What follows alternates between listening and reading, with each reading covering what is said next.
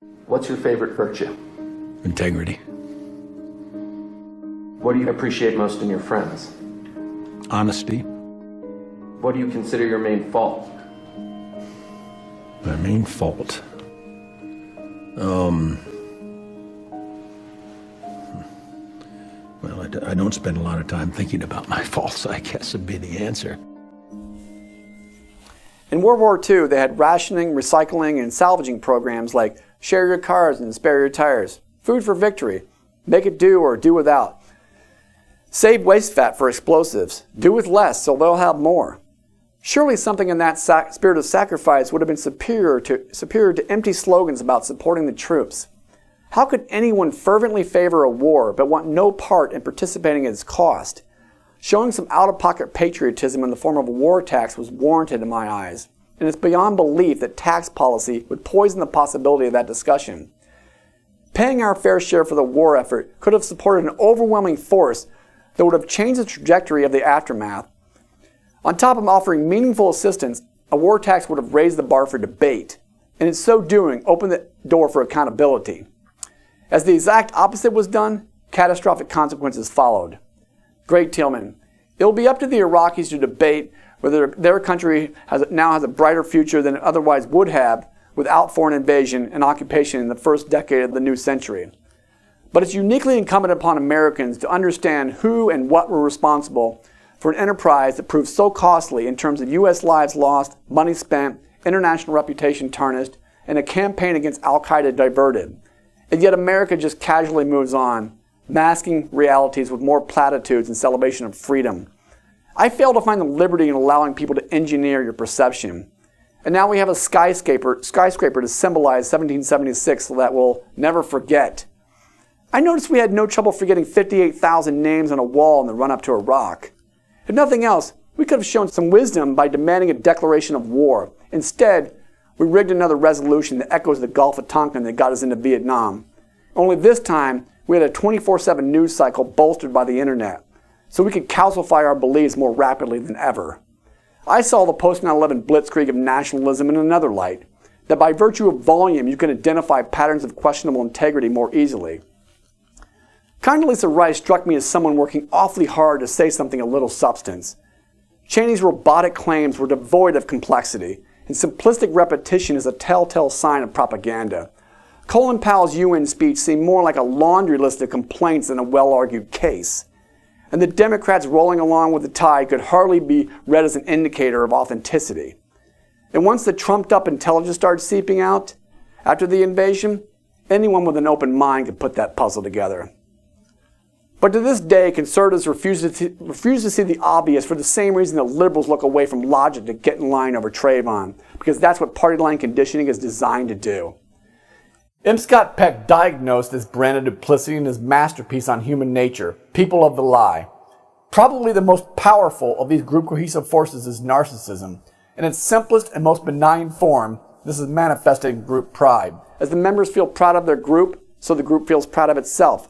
A less benign but practically universal form of group narcissism is what might be called enemy creation, or hatred of the outgroup.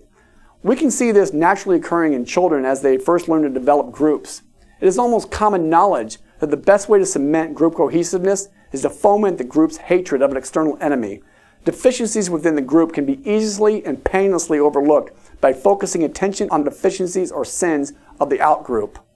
Newsweek, Life of the Closed Mind by Anna Quindlen, May 30th, 2005.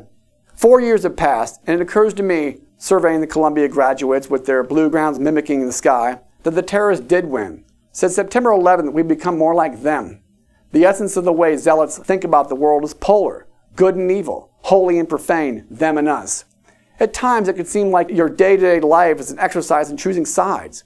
Lee Bollinger, the president of Columbia, said in his commencement address, "In the years since the class of 2005 entered college, America has become a country that sets its young people the terrible example of closed minds. The terrorists wanted to kill infidels. We only aim to silence them." President Bollinger described intellectual inquiry thus: to learn to ask, is that true? Maybe there's something to what she just said. Let me think about it. That's interesting. Maybe I should change my mind. I changed my mind. When is the last time you can honestly remember a public dialogue or even a private conversation that followed that useful course. That quote epitomizes how fanaticism over Trayvon parallels the everlasting absurdity of the Bush years. America has gone totally off the rails in its worship of the wildly undeserving. And that includes the so-called rock star running the show right now. Intellectually honest discussion was not on Obama's mind when he injected his imaginary son into the Trayvon tale, opening the floodgates for folly. An honorable leader would have withheld commentary until after the trial. And in the event of unrest, the president would educate the nation instead of pandering to it. How I would love to look upon a leader who has the guts to inspire intellectual inquiry when it comes at a price. That would be some change to believe in.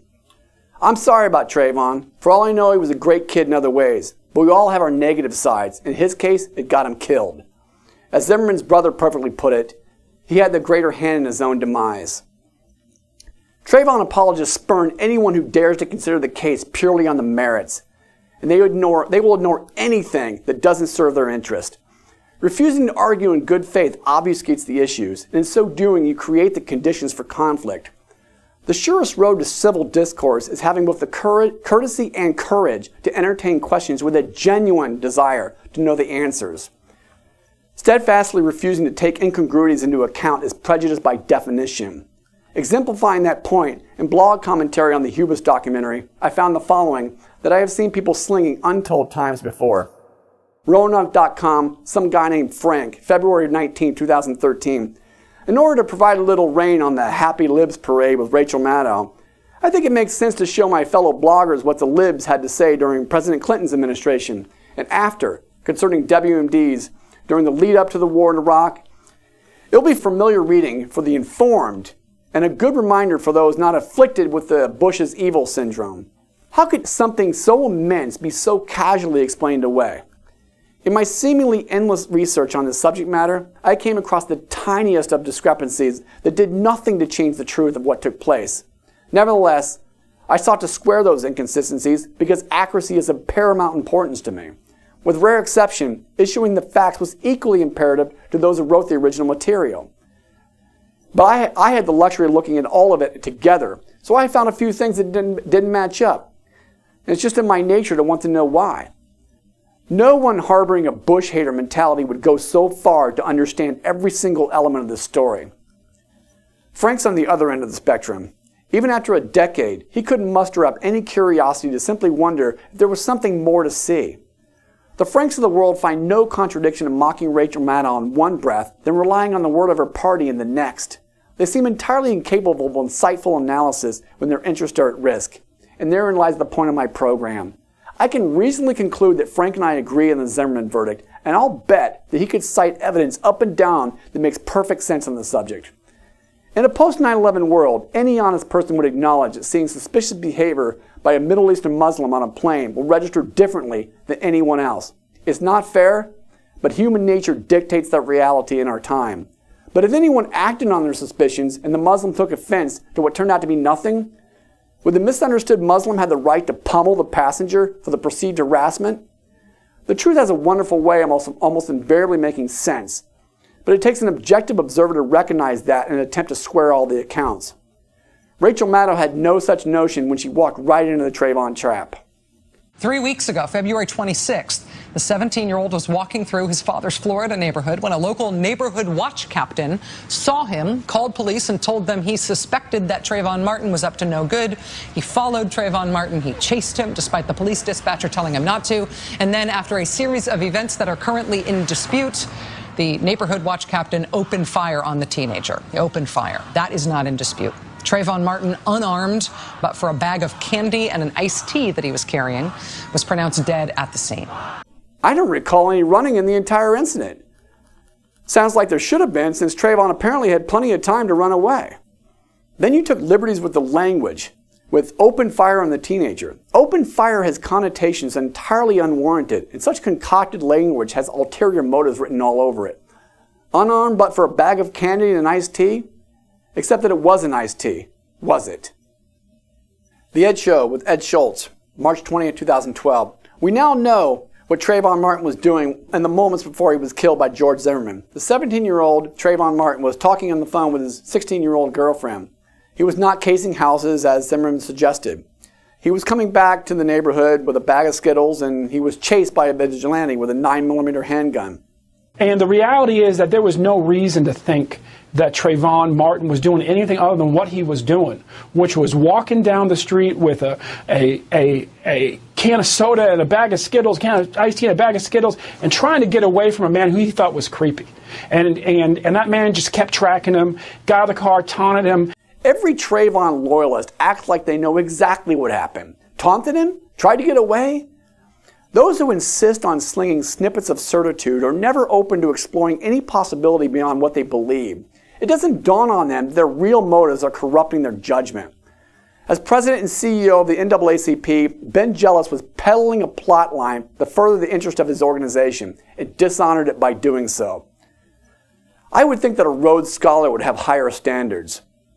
Now, Frank, I hope you're watching because undoubtedly you see these asinine efforts for exactly what they are. Hyped up rhetoric designed to serve their network narrative. You and I both know that their claims don't square with the evidence. And if they did, the purveyors of poppycock wouldn't feel the need to manipulate emotions in the first place. And Ms. Maddow, I really enjoyed that spent nuclear fuel rod story you did in 2011. That took a meticulous mindset. The one you entirely abandoned in pushing Trayvon. Rather than rehash the evidence, I prefer to point you to the most compelling 10 minutes I've seen on last summer's spectacle of certitude. A friend of mine sent me a link called The Lynching, available on a YouTube channel called Afterburner with Bill Whittle. I'd never heard of the guy until then, but I was impressed with his work. But unsurprisingly, his hypocrisy is staggering when his own interests are at stake. I found a segment he did on Iraq called What We Did Right, where Whittle makes a mockery of the sound consideration that he displayed in the Trayvon video. And that's the distorted art of self-delusion, where you surrender your intellect in service of ulterior motives. That's exactly what Colin Powell did when he shoveled that shame at the UN. That speech is a monument to the difference between an assertion and an argument. A wonderful depiction of that distinction is on a blog I stumbled across called Dwayne's Mind, A Christian's Perspective.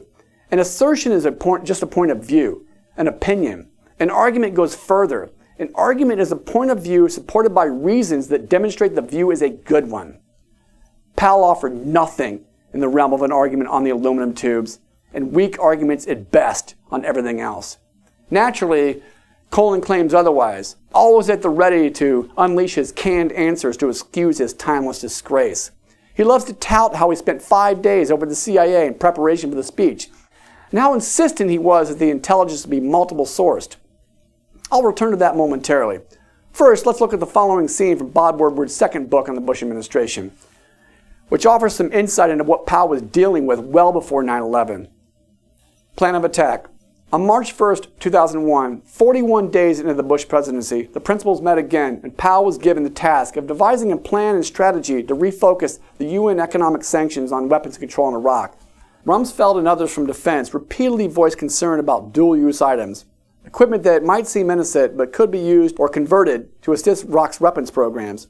Look what they are buying, Rumsfeld complained to Powell at one point. They are buying these dump trucks. They could take off the hydraulic cylinder that pushes the truck bed up, and they can use it for a launcher for a rocket. You want to sell them the means to wreck rockets to shoot at us or at Israel? For Christ's sake, Powell said. If somebody wants a cylinder to erect a rocket, they don't have to buy a $200,000 dump truck to get one.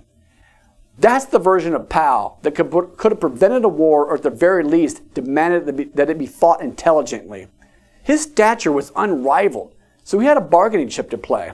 Short of doing the right thing by resigning in protest, this was the next best move. Mr. President, I'll spin your yarn at the UN so long as you invade with overwhelming force so that we can crush the enemy and shut the place down from the start. Furthermore, you allow the State Department to fully implement its comprehensive post-war plans called the Future of Iraq Project, which has been entirely ignored by the Pentagon. I'm not informed enough on Powell's early history to offer educated commentary on it, but if a man of his stature wouldn't buck the system when he had enough clout to start a war or stop one, I'd say he's always played it on the safe side. The following scene shows us just that in a striking contrast between the Powell that put Rumsfeld in his place on that dump truck deal and the good soldier who put on that performance at the UN.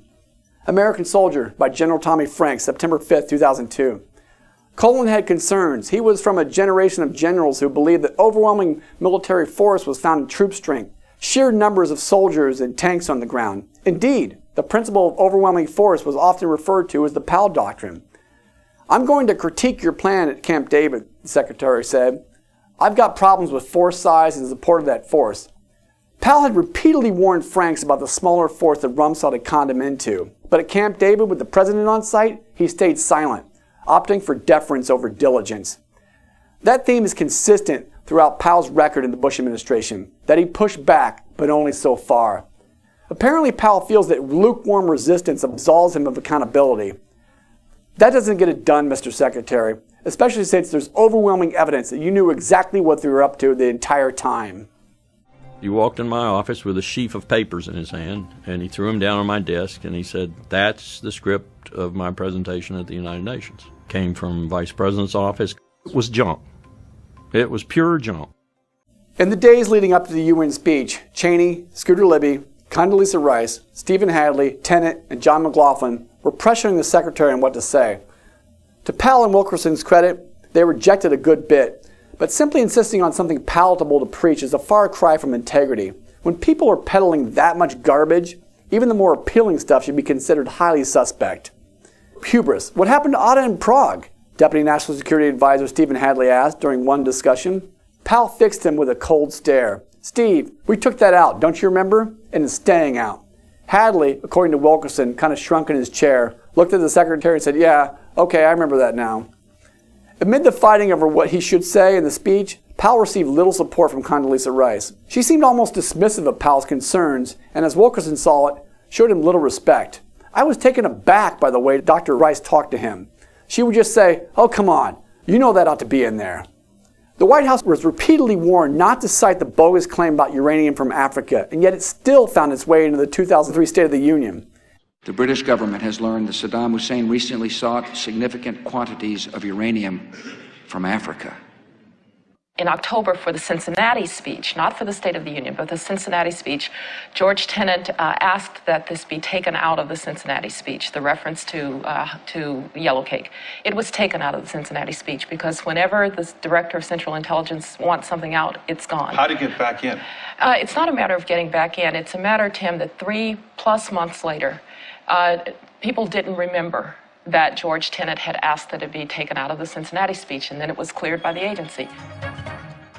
In the fall of the House of Bush, Wilkerson offers a colorful way of how they managed it. Stick that baby in there 47 times, and on the 47th time it will stay. At every level of the decision-making process, you had to have your axe out, ready to chop off their fingers. Sooner or later you would miss one, and it would get in there. And yet they managed to say this following with a straight face. Though neither Powell nor anyone else from the State Department team intentionally lied, we did participate in a hoax. Both of us convinced ourselves that if the intelligence community believed what we were presenting, then we had to believe it, because they were the experts. Wilkerson is a master at doing the Potomac two-step around the fact that both he and Powell were complicit in marketing the war to the public. You don't get a pass for flagrantly failing to ask the most basic questions when you're well aware of the unscrupulous environment you're in. Moreover, as the aluminum tubes were debunked by the A-team of experts using crystal clear science, the only possible way that someone wouldn't recognize the truth is because they didn't want to, making Powell's speech as insincere as it gets. At the heart of why we fail to live up to our potential as a society is because we excel at polluting even the purest form of fact. How can we possibly solve serious problems when we refuse to adhere to some semblance of the fundamentals of making sense? Instead of the media helping to sort things out, their highly selective standards prevent the possibility of rational discourse. Perhaps my offering will serve as a reminder to all the networks that even with all your credentials, you miserably failed to inform the nation on the most important matter of our time. No collective body that big could screw up so royally without ulterior motives in mind. And it's astounding how they can switch modes so easily and act like they embodied integrity all along. In the wake of the verdict last July, Fox was after the truth, and the rest of the gang, something far from it. But on the war, the frantic on Fox drove its viewers down an expressway of self-delusion, shamelessly roping a rock into 9/11, kind of like how its competitors indiscriminately conflate race relations with the Zimmerman trial. How could so many intelligent people turn on a dime to deny the patently obvious? That's what social scientist Leon Festinger set out to study almost 60 years ago. In December 1954, an article came out in the Chicago Tribune about a doomsday prophecy foretelling a cataclysmic flood. The founder of this fiction claimed that aliens from the planet Clarion contacted her and telepathically transmitted instructions for how to survive. Obeying every warning would earn a ticket into outer space just a few hours before life on Earth would end. A small clan dubbed the Seekers heard her calling and wanted to be on board that ship. Festinger saw the perfect opportunity to put his theory to the test. He assembled a team of psychologists to infiltrate the Seekers to see how they would react when time continued to tick. He and his undercover operatives wrote When Prophecy Fails to document their observations. In the foreword to a 2008 edition of that book, another famous psychologist named Elliot Aronson wrote the following. Suppose that the Seekers are not wild-eyed kooks wearing white robes and carrying signs saying repent, but are intelligent, sensible people with nice homes, loving families, and good jobs. No doubt you had another image in mind. I know I did. So serious were the Seekers in their adherence to alien law that one member even removed a filling from a tooth, as no metal of any kind was allowed on their journey to the stars. Another example of allegiance was the guy who meticulously stripped tinfoil from each stick of a pack of gum he was carrying. The fervor in their faith fit right into the predictions of the study, that the disciples would double down on their convictions in the aftermath of unfulfilled beliefs. When midnight arrived on the day of their departure, they opted to count on the slower of the two clocks. Surely that was the reason the saucer had not yet appeared at the mandated strike of 12. Hope was fading fast by 4 a.m., but 45 minutes later the founder received a message from above. As the book tells it, the cataclysm had been called off. The little group, sitting all night long, had spread so much light that God had saved the world from destruction. That very afternoon, the Seekers sought the publicity that they had previously shunned, and the theory of cognitive dissonance was born. Cognitive dissonance, 50 years of a classic theory by Joel M. Cooper. So that was it. The beliefs had not been wrong after all. God had been planning to destroy the earth. All the preparations for the cataclysm had not been in vain. In fact, it was precisely and only because of the preparations, sacrifices, and faith of the group that the earth still existed. Festinger's team had hypothesized that the Seekers, who initially shunned publicity and notoriety, would take their cause to the public following the disconfirmation. And they did that with gusto. As soon as their new belief was in place, as soon as they had generated the story that their actions had saved the world, they took their case to the public. They looked for social support for their story. They desperately wanted others to see that their actions had not been in vain, that their prophecy had not been disconfirmed, that there was no inconsistency in their belief. Festinger had made a very basic observation about the social lives of human beings. We do not like inconsistency. It upsets us and drives us to reduce our inconsistency. The greater the inconsistency we face, the more agitated we will be, and the more motivated we will be to reduce it. And with atomic clock timing, Bill Whittle predictively peddled the new narrative right on cue, never burdened by the slightest curiosity to wonder how Cheney's absolute certainty could be so hollow. But since we now know that the fear of the invasion caused Saddam to destroy his stockpiles before the invasion, WMDs were not in fact found. And you've been told that this means that the war was based on a lie, despite the fact that every intelligence agency in the world thought that Saddam had weapons of mass destruction. Those tortured talking points need to be put out of their misery. And I know of no one better for that than Gray Tillman. I emailed him to ask how he would respond to Whittle's common claim. And one of the most telling aspects to his answer was that the technicality of literal truth and the manufactured myth. Tillman acknowledged that nearly everybody thought that Saddam had hidden away some mustard agent left over from the 1980s. But he added that the Bush administration did not make his case for war on the strength of suspicions that Iraq retained World War I era munitions.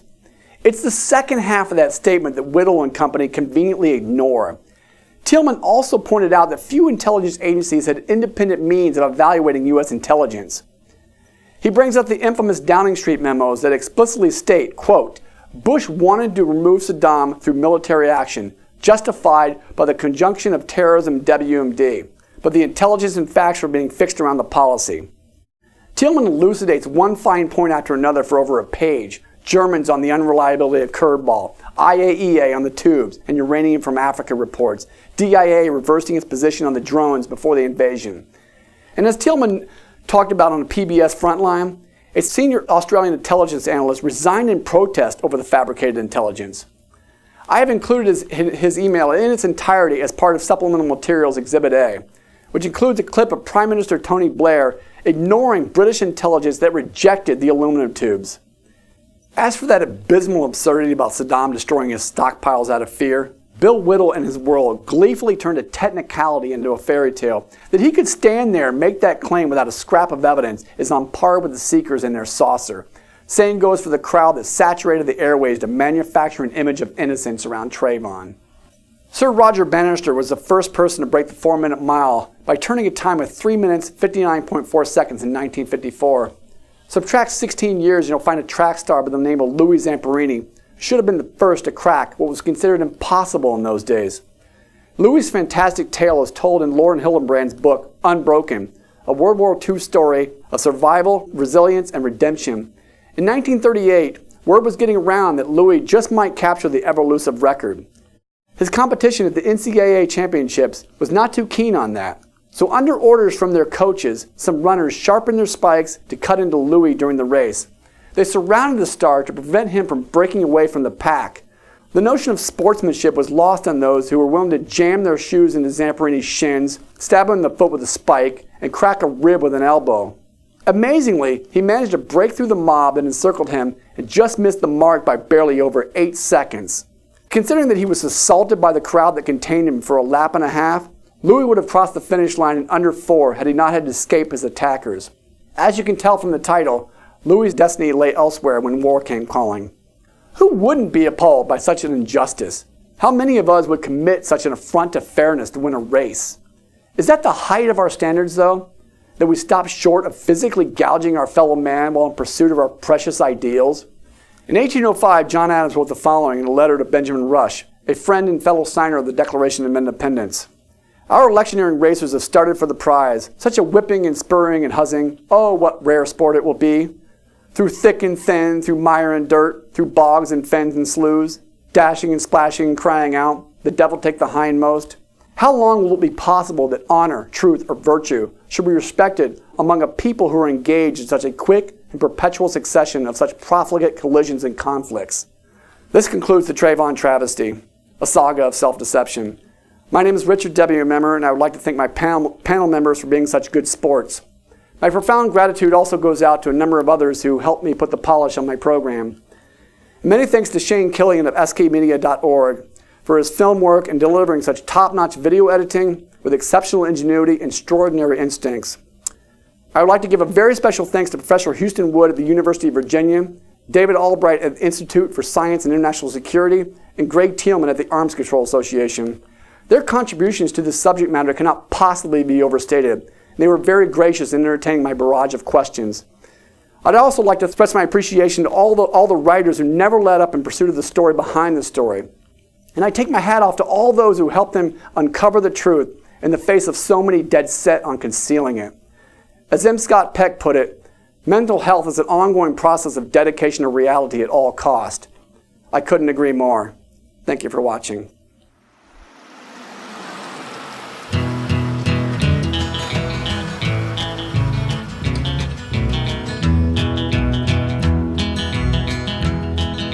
The old man turned off the radio, said, "Where did all of the old songs go? Kids sure play funny music these days. They play it in the strangest ways. Said it looks to me like they've all gone wild. It was peaceful back when I was a child. Well, man, could it be that the girls and boys are trying to be heard above your noise? And the lonely voice of youth cries, what is truth?" A little boy of 3 sitting on the floor looks up and says, "Daddy, what is war?" "Son, that's when people fight and die." A little boy of 3 says, "Daddy, why?" Young man of 17 in Sunday school, being taught the golden rule. And by the time another year's gone around, it may be his turn to lay his life down. Can you blame the voice of youth for asking, what is truth?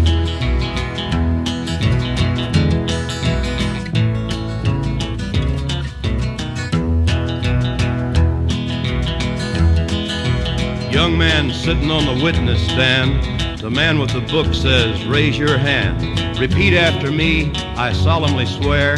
The man looked down at his long hair, and although the young man solemnly swore, nobody seemed to hear anymore. And it didn't really matter if the truth was there. It was the cut of his clothes and the length of his hair. And the lonely voice of youth cries, what is truth?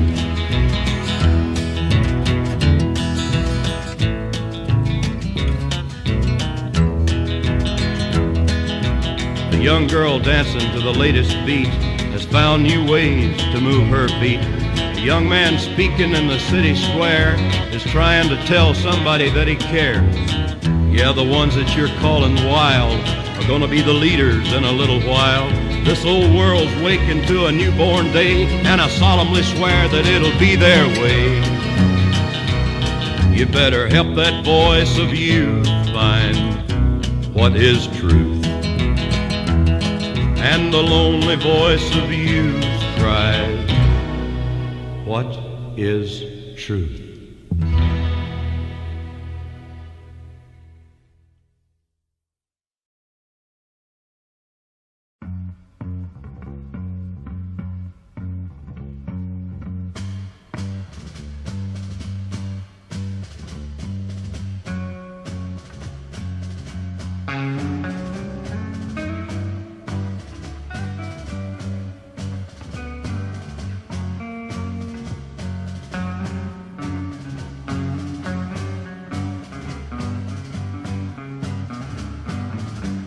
One pill makes you larger and one pill makes you small, and the ones that mother gives you don't do anything at all. Go ask Alice when she's 10 feet tall. And if you go chasing rabbits